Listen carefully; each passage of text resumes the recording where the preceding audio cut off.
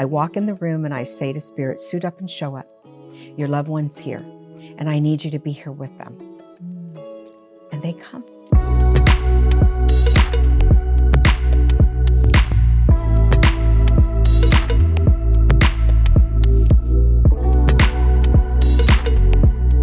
Hey everyone, welcome to Tapping In. I am your host, Marisa Grieco, and I have a special guest for us today, Susan Grau. She's a medium, an intuitive, a best-selling author. I can't wait for you guys to hear about her book. And she's going to talk about her near-death experience at the age of 4 and her incredible journey through that. She's going to share tips. She's going to share techniques. I can't even wait anymore for you guys to meet her. Here she is, Susan Grau. Welcome. Thank you. Thank you. I'm glad to be here. Yeah, it's so nice to have you here. I know that you've talked about your story on how you received your gifts like 1,000 times, but just in case anybody's missed it, I would love a short description of just how you received your intuitive gifts, like how they snapped in. I had them when I remember being 3.5 years old. It's the only thing I remember about being 3.5. Oh, really? And animals would cross because we had a lot of land, and I'd see the animals floating. Oh, and that was my normal. And I didn't think anything. It just was. And then at 4.5 years old, tipping on 5, I was a couple months away from 5, I got locked in an unplugged freezer in a garage. And I had a profound experience. I was pulled from my body. And how I got in the freezer is kind of a cool story. Not a good story, but a cool story.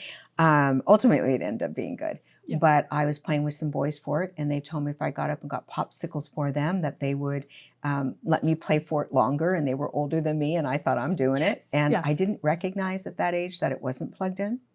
Right. We didn't go into the garage. We weren't allowed to, but they had opened the garage door. And so I climbed in. They closed the garage door and the freezer door, and they ran home. And I don't know, they went out and played or whatever it is they did. And I thought when they first did it, I'm in on a game. Right. Surely they're not going to leave me in there, right? Yeah. And then when I heard that garage door thud, I knew. And I was facing inward, and I started screaming. And it was separated from our house at enough distance that my mother could hear something, so scary. But she thought it was cats. Just, the kittens. And then I kept screaming, and I heard saw these 3 lights, and they said, stop screaming. And I didn't listen, of course. I was little, and I thought, I don't even know what I'm seeing right now. And I kept screaming. And then the next thing I knew, I heard Susie stop screaming. And it was very firm, almost like a mother figure. And I call them my angels. And the next thing I knew, I stopped because I was being reprimanded. Right. In some gentle way. How interesting, though, to have that connection already, right? That experience. Yeah. That's incredible. It was instant. And then I was just I don't remember being pulled from my body, but I know I was. Okay. I didn't look back and see my body like a lot of people. Right. I studied under Raymond Moody, Dr. Raymond Moody, who is the founder of Near-Death Experiences. And he said, I kept asking questions like, why didn't I feel myself pulled from my body? And why didn't I see the tunnel? And I saw a well. And he said, maybe that was your tunnel. And I was stunned because here I am, a grown woman. And he said that to me, and I was stunned because I thought, oh my gosh, I'd gone through my whole life saying, why didn't I see it? But I did see it. I ultimately was at the bottom of a stairwell, and I was looking up and thinking, how am I going to get in there? Because I knew I needed to. And it was a Greco-Roman room. Mm. And I didn't know that at the time. But, looking back as now as an adult, I know what I saw. More clearly, I can verbalize it. And I remember looking up, and I saw these lights, and I knew there was a circle in the center of that room that I needed to get to.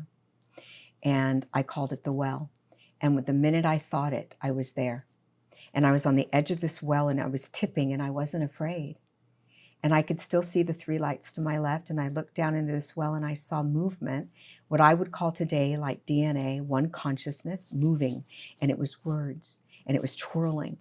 And I was listening to what I call prayers, my mom's dying of cancer. Please don't let her die, God. And I heard, I'm turning 16 and my dad won't let me have a car. My mom won't let me have a car. Please, So God, interesting. let me make her get me a car or make him get me a car. And it just went on from there. And so it was one consciousness of information, but it was everyone joining together. It was so mind-blowing, and I didn't really catch it. I just knew that I was hearing prayers because I knew what prayers were.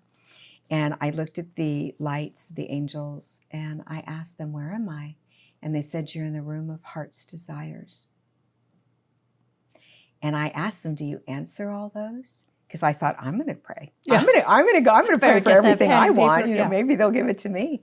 And they said, no, Susie. Sometimes what people desire the most isn't good for them. And a lot of other things happened in there. And then I had seen The Wizard of Oz. And so this made sense to me. They showed me a yellow brick road out in front of me. And I saw people on this yellow brick road, and they were going to these pyramids. And I didn't know they were pyramids, but I do now. I thought they were triangles. And at the time, I watched them pull from the bottom of these pyramids, and they started paving a path. And it was bumpy and crooked and crazy. And I wanted to know what they were doing, because they were dropping to their knees and they were saying, for the love of God, please help me, and all these other things. And they were crying. And I watched these beautiful angels come in, and I knew innately somehow that the pyramids were their life journey. Wow. But I didn't understand what I knew, but I knew it. It's so interesting. It's like you're tapped into this whole other dimension where a whole other story exists. Yes. And just by you shifting your energy, your frequency, all of a sudden it's like, oh, you're able to connect to this space that's existing at the same time as our physical realm is existing. And it was together. Right. So I was seeing both like stacked up on top of each other. Yes. And so that's how I knew that they were just vibrating next to us at a higher vibration. That's how I knew that. Yeah. So now when you connect to deceased loved ones, do you find yourself connecting to that well? Like, is there something that, or do you feel like, okay, I'm in the higher vibration. So you're at a higher vibration. So that's really cool. So when deceased loved ones are at a higher vibration, so these maybe are just lessons. These are still, it's almost like Earth School heightened.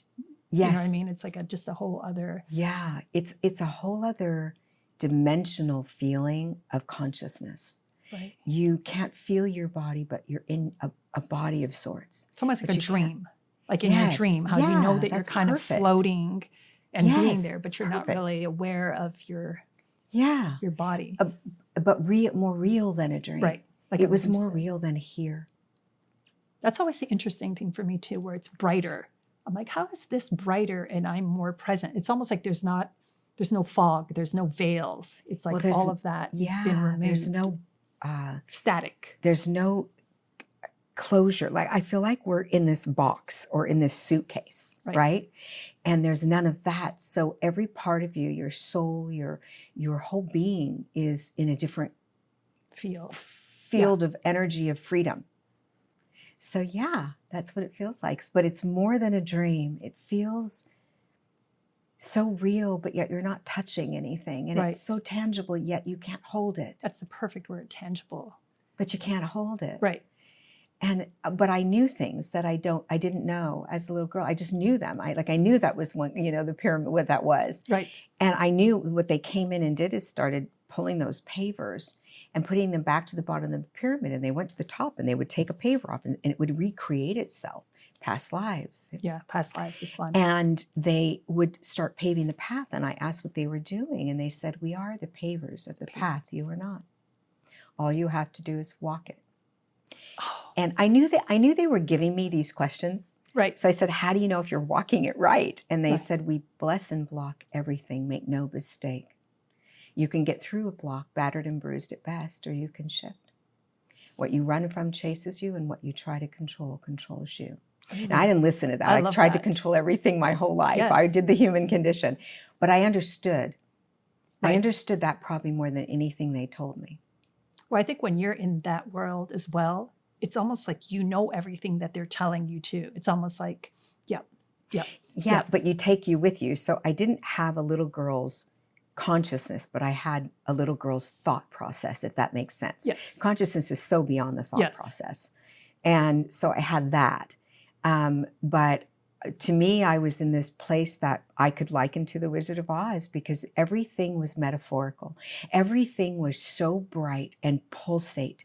It was pulsating like alive. Everything, every blade of grass, every energy, every creature, because I was in all these different places and they were explaining things to me. And I call them the rooms, but they were actually places, Right. like a different dimension, each place I went.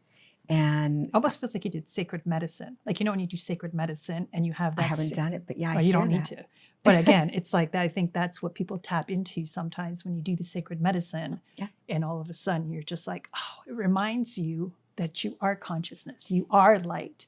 And how I do hear you that. bring now that information back into your life? And Oh. how do you, as a 4-year-old, all of a sudden see the people around you or see the world? spirits. Yeah. How did you start to I experience thought it they were the differently? boogeyman. You thought what? I thought they were the boogeymen. Oh. I had no idea that they were the spirit world. I was terrified in a weird way, not Right. like terrified like I had to Right. Hide. hide. Well, I did hide. I mean, Yeah. I covered my head with the Yeah. blankets and said, "Go away, go away, go away," and I did that till I was 18. Go away, but I'd listen. Right. And I'd let them stay, but I'd say, "Go away." Right. And You when can they talk start me, to but- fade, when they start to fade, I go, "Who are you?" Right. And I'd want them to come back. So I wasn't terrified anymore, but as a child I was. And they were everywhere. They were under my bed in the corner of the room, down the hallway. They were everywhere. And I would call my mom, stand at the edge of my room and call my mom to come get me. And she'd come and then she'd put me on the floor next to her and I'd look under the bed and there they were. Wow. So I couldn't that's escape. Scary. That's scary. It As was. for any kid. And again, it makes me wonder, once you tap into a dimension, are you encoded within your blueprint, almost like permission to enter that field? Do you know what I mean? It's like all of a sudden you have the update and the key. It's like you've been here before. Yeah, that makes sense. Yeah, Right. I've never heard somebody say encoded. That's an excellent word. It makes sense. I think for me, during the day, I wasn't afraid of them. So during the day, I would play with them thoroughly. They called it the creepy room in my house because I Right. was in this living room. It was just a living room, but that's where I played with them. And I would play, Beatles, rocking out with them. Yeah, And they, I had children, they had children. I had this whole storyline with them that they would play with me every day, the same storyline, so that I got comfortable with them. Wow. Them meaning the spirit world. And the more comfortable I got, the more they would talk to me at night. And I think because at night we are so... Yeah, the energy's more still, more relaxed. It's not like staticky. Yeah, it's not so busy. Right. So they would, they could connect with me more in the evenings because I was playing with them during the day. So I got more and more comfortable with them as time went on. Did they age? Did you say they changed or did they always stay the same? I don't know. I've never been asked Or do you see them? So when you see them, do you see them almost with your mind's eye or do you see them kind of like... I know them. Right. So it's I like you don't see feel their them. presence, right? Like, Yeah. So it's more like that. I say seeing because when I was little, I did see, Right. but I don't anymore. I know. Right. I just know they're there and I know information about them. It's really odd. I'll say I hear, I see, I feel, and I do feel things. So I'll feel like if they've had a heart attack, I'll feel like a chest pain. This is doing mediumship, of Right. course. This is on a different level when I Right. got older. But So that's cool. Let's slip into that because I love this Okay. storyline. But so after going into this world, you feel these energies, you feel these guides. How did slipping into the mediumship and being able to feel a deceased loved one wanting to reach a friend or, how did you become that telephone, so to speak, that... I think it just was inherently there. So I remember my Nana coming to me at about 17, 18 years old, right in there, probably 18. And she visited me and I didn't know she had passed. And I was so close to her that it was a profound reaction. And I first said, go away, like I always did. And then I went, Nana? And she started talking to me. So the next day I called UCLA Medical Center because they were studying ESP, extrasensory perception. And I asked them, can I ask you what's happening to me? And I told them my story and they said, oh, it sounds like you're a medium. And we're just starting to hear that word. And I so what's that? And they said, it's people who talk to dead people. And I went, what? And hung up and never spoke of it again. Right. I was terrified, but it never stopped. Right. I became a grief and addiction therapist. I wanted to work with people who had those things going on. And, addiction is very, there's a lot of grief behind it. And every time I worked with someone, they would, encourage me to share what I was getting, meaning the spirit world would encourage me. And I'd say things like, I think you have this PTSD because you tried to revive your grandma when you were little and it didn't work and you had this traumatic event. And they'd say, I didn't tell you that. Right. And I'd pause like in shock. And, I'm in my 60s. So going back to that time, you didn't talk about seeing dead people. It's true. It's right now, I feel like getting a little bit more comfortable. And still, we're on that line where people are, are not sure. What do you do for a living? Yeah, I'm a like, medium. Oh. Really? So you make up stories? Really? Like, one of those crazies. Yeah, exactly. Or they'll go, what? Yeah. Tell me more. Is anybody around me? And they get really excited. Yes. So we're in that prefaces of that cusp of everything shifting. And it's powerful. And it feels good. I'm not afraid anymore to say it, where I used to be. People go, what do you do for a living? Oh, I'm a counselor. Yeah. I deal or you with kind grief. of hide behind it. It's like, it was my way of not dealing with it and sharing it. But now, people ask me and I just say I'm a medium and I'm an author and I just share it, how important all that is to people's consciousness, because you can see that ding, just for a moment. What's that? Like, do I want to know more? Right. And that's enough right there. If you're asking the questions, you're already advancing. And I feel like we're more in tune with being our authentic self. Whereas before it was all about reading the room. How much can this person handle of me? What can I say? And I think that's all changing now, where it's like I take a deep breath and I love myself. I know how I'm connected. I would love to help you. We're all here to raise consciousness. If you're comfortable with that, I will share, but I'm not going to lower myself anymore. I may not speak in it though. That's the other side. I can feel if someone's not ready, right? You're kind of like, ooh, this is just, I don't want to say like so above you because it sounds so, but you're just not ready to hear this. So I won't shift my energy, but it just won't come out. It's like the words kind of fall short. Do you find when you do that, because for me, when I do that, I can feel it internally. It's like a rattling that goes on inside me because I'm already sensing the spirits. Yes. And I want to say it so bad. And it's almost unbearable. I can just feel this emotion, not emotion, but motion going through my body, holding me back from my authentic self. So the spirit world's almost quaking us to wake us up. Yes, wake up. Yeah. I find it's both ways. I get that impulse where I question if it's my ego, because I know a little bit. I'm like, oh, I'm supposed to tell them this. And I try to reflect, do I need to tell them this because I want to show them that I know this? Because I can feel they're not ready to hear this. And that's where I also have to walk away sometimes with that rumble for myself, where I want to blurt out like, don't do that. Or, you know what I mean? Yeah, exactly. And, it's interesting because you say ego, because ego is fear. And I was talking to a teacher one time and I saw someone across a room and I could see her light up down in her lower area. Yeah. And I said, oh, she needs to go to a doctor. I knew it was cancer. Oh, gotcha. And I said, she needs to go to a doctor. And I didn't know what to do because it was my teacher's party and I was fairly young. And I said to my teacher, I need to tell her. And she goes, if this is not the time. And if you don't tell her, make sure you understand this for the rest of your journey. Spirit will find someone who will. Right. If the message is supposed to get there. So that kind of knocked my, fear out of the way. I ended up telling her anyway because I couldn't stop the process. And she ended up having rectal cancer.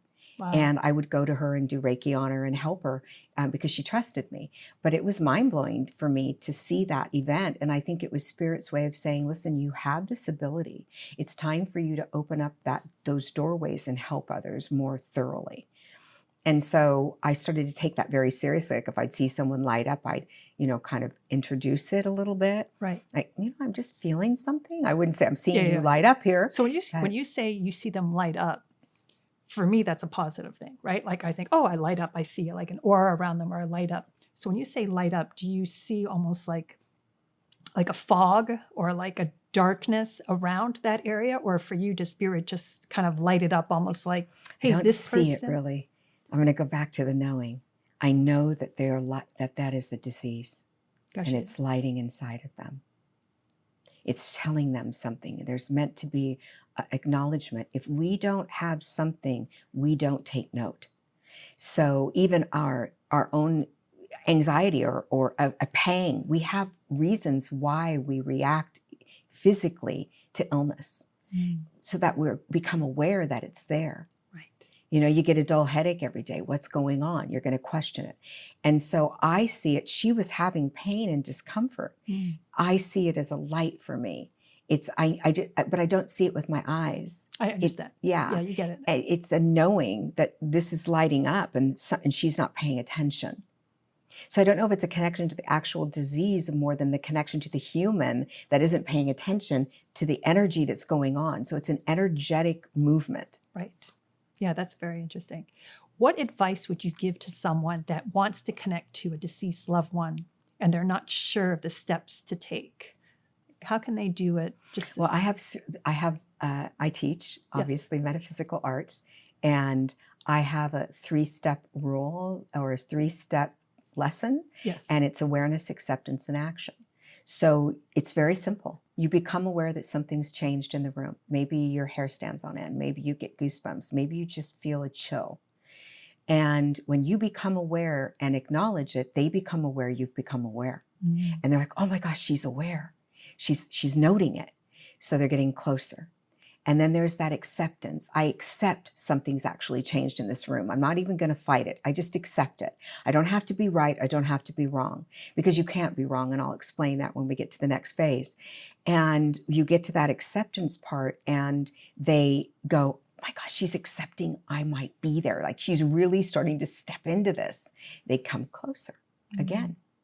And then you get to the action, which is just trust. And they note the trust. I'm going to trust, right, wrong. I'm going to trust because there is no wrong. The minute you trust that they're giving you a message, even if they hadn't given you that message, they go, hey, she's going to hear the message that way. I'm coming that way. So you cannot lose. So even if that message wasn't for them, if you trust it, they know then that you're going to receive it in that way. So that's how I teach people. I don't usually say those 3 things, but I've begun to, because what's happening is people are asking for that definitive. Like, I don't want to just hear, do this, do this, do this. I need it definitive so I can understand it. So that's the direction I go. I love that. That's so perfect. It works. It works. And then the spirit world is now, she's going to trust it regardless. So now I can come. So say you get a thought in your head that you're thinking of your loved one and you think they said something. So you ask them a question like, are you happy there? And you hear, I am so happy. And you go, that's what I think they'd say. Right? And you push it away. I'm asking people to be aware of that sound, to accept it, and then to take action of trust. Because the next time you have that thought, it'll be them, because they know you're listening. It's that simple. Is it easy? No.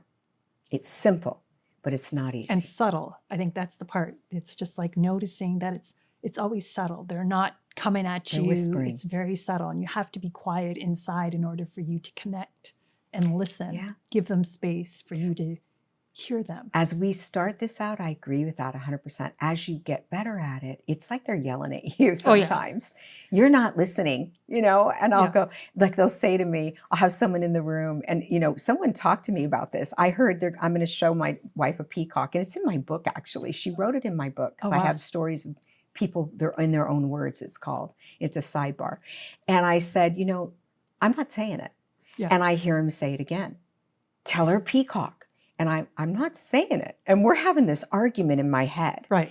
And then I hear him, tell her, and it's not mean. It's just like intense. And I can't. They want you so to I get the said, your message. husband's going to show you a peacock. And she was, what? And I said, yeah, he's going to show you a peacock. And she left, I think, thinking in her head, this woman's crazy. Yeah. 2 weeks later, walking down her street, a peacock. I love those stories. So, this is how it works for me, but I'm always arguing with them. And so it gets louder for me. It used to be just a whisper, peacock. Yeah. And I God, do I say it? Yeah. But now I argue with them and I realize that I'm not going to win. Yeah. I don't know why I'm doing it. I think that's ego, that's fear, the fear of being wrong. Right. I think And then that's this the big person leaving and not trusting what you're giving them. one. Right. And not believing in the spirit world because you gave wrong Right. information. You're like, I'm sorry. As though that's the only thing they can get to them Right. with, and we're not that powerful. If spirit wants them to learn they're there, they will learn it if they just stay present. So the other thing I teach, as my students are starting to come to my office when they're new, I'll ask them, what color were the flowers you passed when you came in? Everybody's jaw drops. I don't know. And I go, how would you know if a spirit's walking beside you if you don't know the colors of the flowers that you passed? Mm. Life's in session. Be present. Yeah. And if you're present, you're going to feel them. And that's a simple way of making it less difficult. So when I'm in those rooms doing those readings, everything leaves. I'm present in the moment. My argument with my husband, or my child not liking me that day, or the traffic and people cutting me off, it all leaves. I walk in the room and I say to spirit, suit up and show up. Your loved one's here, and I need you to be here with them. Mm. And they come. I love just that intention setting, right? Set that intention. Be clear with what you want. Be clear in what you want to do. So you as a medium, as a healer, you're constantly hearing spirits, you're hearing your deceased loved ones. How do you tell the difference between those thoughts and your thoughts? I don't. They make it clear. So what I mean by that is that if I just trust it, they'll come, and the information has validity. I mean, if you think about, I do evidential mediumship. So I'm giving evidence. I'm saying your mom's here. She died from this. Your last conversation was this. This is her name, or I'm hearing this name. Do you understand that? I'm doing evidence the whole time. Right. And so when the evidence aligns with the what's coming into me, I then know for sure. But I'm always questioning it. The goal for me is to just give what I get and not worry about whether it's right or wrong, because that's my mind. Right. That's my thinking. So, and if I'm hearing something now that I've gotten, practice, like anything, practice. Now that I practice so much, I'm actually able to delineate if I'm getting in my own way. Right. But I'm talking about even just in normal life. Like I'm at the gas station, right? Like I remember once being at a gas station and feeling really good. And then all of a sudden hearing a really crabby voice, right? And I knew it wasn't me because my space was so bright and it almost felt like somebody crumpling paper in my ear. But what about the person that doesn't realize that that's an energy and something outside of them talking to them? And then they start to think, oh, this is me, or this is like, oh, do you know what I mean? What you're saying, oh, like this having is to my separate. thoughts. And, oh, now I'm feeling bad because this voice is telling me that I'm bad. Do you think that's like just a deceased person? Like, what do you think that is? Static? I know it's kind of such a... Yeah, it's a really gray area. I don't get negative information unless someone's telling me what happened to them. So that's what I think it is. So I might be in a room with someone or at a gas station or wherever I am, and someone maybe had an accident there or got shot there or something, and they're trying to tell me who they are by telling me their story. So what I say to myself when I hear that is, I don't want to know who you are by your story. Tell me who you are by your energy, positive energy. That will help me more. And then you can tell me your story. I mean, I literally talk to them. Oh, that's beautiful. It's just a conversation, yes. like I'm having with you. And sometimes, I might say something to you and you'll look at, or someone will look at me stunned and they go silent, or they'll respond negatively to me. Right? Yes. Just same thing with them. Yes. And so I'm just having a conversation. So I put them kind of in the human realm with me in some way so that we can actually communicate. Right. Because I can't go to their level of vibrational energy. They have to come down. So they don't carry negative they don't carry the mind with them. The heart has 40,000 neurites. It has learning capacity. It has memory capacity, and the soul seats in the heart. And so when we leave here, the heart is going with the memories we need. And so if we need a negative memory to grow and expand, I guess it would go with us, and that they might tell me that. Right. But they're dropping to a lower vibration at that point. If we were up in the highest vibration, having negativity all around us, we wouldn't need to come here to learn. Right. That's what I wanted you to share, because that's what's confusing for so many people, right? Because it's like, oh, they're on the other side. They're happy. They're in bliss, right? So why are they showing me these points of being upset, being lower? But it makes sense now. They're in a lower dimension. Yeah, they have to be yes. in order to talk to us, I mean, and to tell us the truth of their story, because they don't carry that energy there. Right. It wouldn't be a very good place to be. It's almost like a teacher, right? If they're trying to teach us something that we're still having to heal or let go of, or let them know who they are. It's kind of like you said, they're in that dimension. Yeah. People say to me, well, how did I know, that they didn't just die? Right. And I said, do you miss them? Yes. Do you love them? Yes. Did that die? No, neither does theirs. Wow, that's neither beautiful. does their love. So they want the connection as bad as you do. Mm-hmm. And, people go, well, am I, I get this question all the time. Am I disturbing their peace? Mm-hmm. And I say, when you think about how you love them, does that disturb your peace? Well, no, it makes me happy. That's beautiful too. So love doesn't cross over and dissipate. And they have the same emotion of love that we do. So they're pulled to us with love. That's why they're coming to us the way they are. That's so amazing. And now tell us about your book. Oh. Like, what's in here? What's all the goodies in here? Everything we're talking about and more. It tells the story of my NDE, my life journey, the losses I've had, and how that helped me grow and change. It talks about Spirit's love and light. It talks about the pure love of Spirit. It talks about our life path.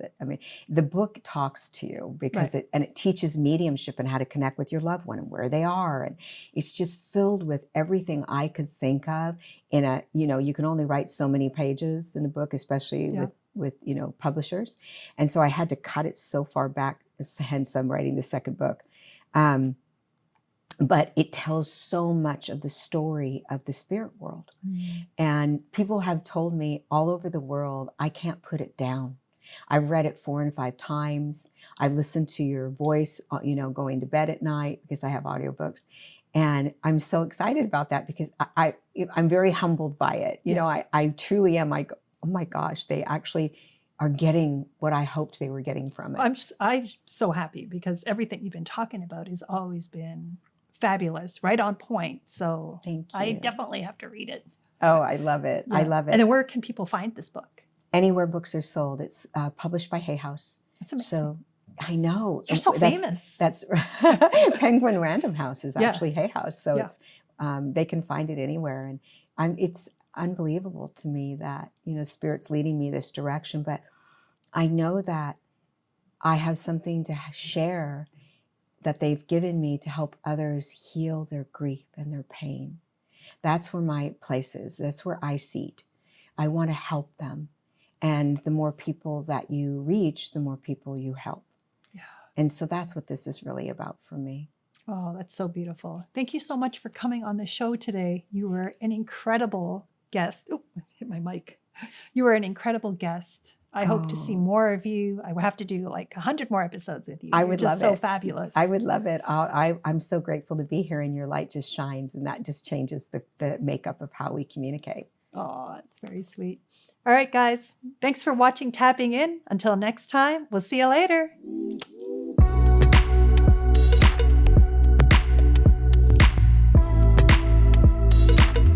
If you want more, please join our community at marisagrieco.com.